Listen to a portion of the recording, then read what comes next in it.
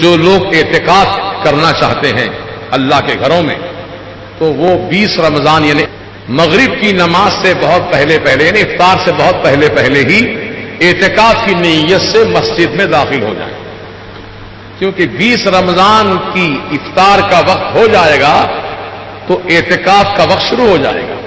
اب اس کے بعد جو آنے والا ہوگا، مغرب کے بعد اگر اعتکاف کی نیت سے آیا تو اس کا اعتکاف وہ سنت اعتکاف نہیں مانا جائے گا، نفلی اعتکاف مانا جائے گا۔ اگر سنت موقدہ اعتکاف جو سرکار نے کیا ہے وہ اعتکاف کرنا ہے تو 20 رمضان کی مغرب سے پہلے آپ کو مسجد میں داخل ہو جانا، پھر رمضان کی عید کا چاند دیکھ کر کے مسجد سے اعتکاف سے باہر نکلنا، جب تک نہیں نکلنا۔ تو یہ مسئلہ تھا۔ اور اپنے ساتھ آپ کھلونے مت لائیے۔ اگر اعتکاف کے لیے نوجوان بچے آ رہے ہیں، ایک سب سے بڑا کھلونا آج کل سیل فون ہو گیا ہے۔ اور سیل فون صرف ہم تو سمجھتے تھے پہلے زمانے میں جو کالے رنگ کا فون آتا تھا بڑا، جس کو لائن کہتے ہیں، ہے نا، وہ فون میں خالی گھنٹی بجتی تھی، بات چیت ہوتی تھی، نہ اس میں کوئی فوٹو آتی تھی، نہ اس میں کوئی میسج آتا تھا، نہ اس میں کوئی گانے بجانے کی آواز آتی تھی۔ بولو پہلے زمانے کے فون میں صرف اشارہ ہوتا تھا تو آدمی فون اٹھا کے بات کر لیتا تھا، ختم۔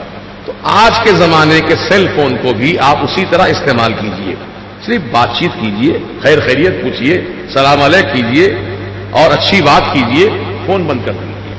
لیکن اب جو یہ واٹس ایپ، گوگل، فلاں وہ چیٹنگ، کیا کیا پتہ نہیں خرافات چل رہے ہیں فون کے ذریعے۔ تب یہ نوجوان بچے مسجد میں اعتکاف کے لیے آتے ہیں، بڑے سائز کا سیل فون ہوتا ہے، بالکل کیا کہتے ہیں اس کو، نہیں ٹیپ ہوتا ہے۔ اب بیٹھتے ہیں، دونوں ہاتھ چلتے رہتے ہیں، یہ گیم ختم ہوا وہ گیم شروع ہوا، وہ گیم ختم ہوا یہ گیم شروع ہوا۔ تو گیم کھیلنے کے لیے آتے ہیں مسجد میں؟ بتائیے ایمان کی بات بتائیے، یہ گیم کھیلنے کی جگہ ہے؟ یہ گراؤنڈ ہے؟ یہ مسجد ہے، اللہ کا گھر ہے، ادب کرو۔ یہی میں نے بتایا نا، ادب بہت بڑی چیز ہے۔ جس کے دل میں اللہ کے گھر کا ادب ہے وہ یہ خرافات سے محفوظ رہتا ہے۔ ارے دنیا کی بات بھی نہیں کرتا مسجد میں اللہ کا بندہ، اللہ کا احترام کرنے والا، اللہ گھر کا احترام کرنے والا، کیونکہ سرکار نے فرمایا مسجد میں جو مسلمان دنیا کی بات کیا، دنیا کی بات اچھی بات ہے لیکن دنیا کی بات ہے، تو 40 سال کی عبادت کا ثواب ختم کر دیا جائے۔ کمائے کتنے اب گنوائے کتنے، ہے نا؟ تو اس لیے بھائی ادب بہت بڑی چیز ہے۔ مسجد میں آؤ، اللہ اللہ کرو، قرآن پڑھو، حدیث پڑھو، درود و سلام پڑھو، کوئی دینی کتاب کا مطالعہ کرو، مسئلے مسائل سے واقفیت حاصل کرو، یہ کام کرو، انشاءاللہ اس سے فائدے ہیں۔ اللہ پاک توفیق۔ آپ سن رہے ہیں یوٹیوب رضوی چینل لوہردگا۔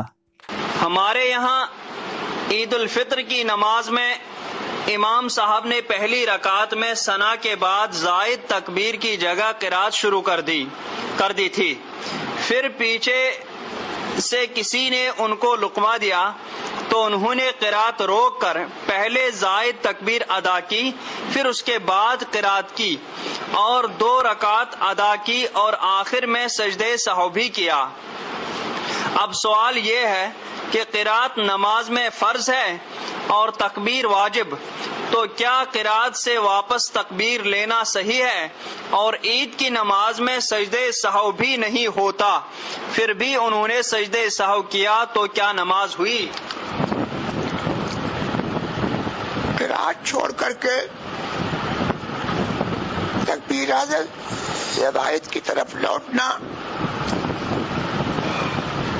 جائز نہ تھا، اور اس صورت میں لقمہ بے محل ہے، اور جب بے محل لقمہ دیا جائے گا تو لقمہ دینے والے کی اپنی نماز فاسد ہوگی، اور امام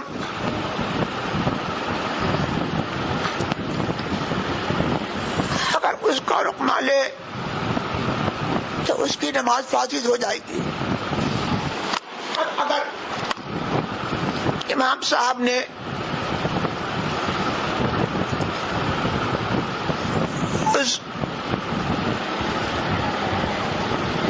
دینے والے کے لقمے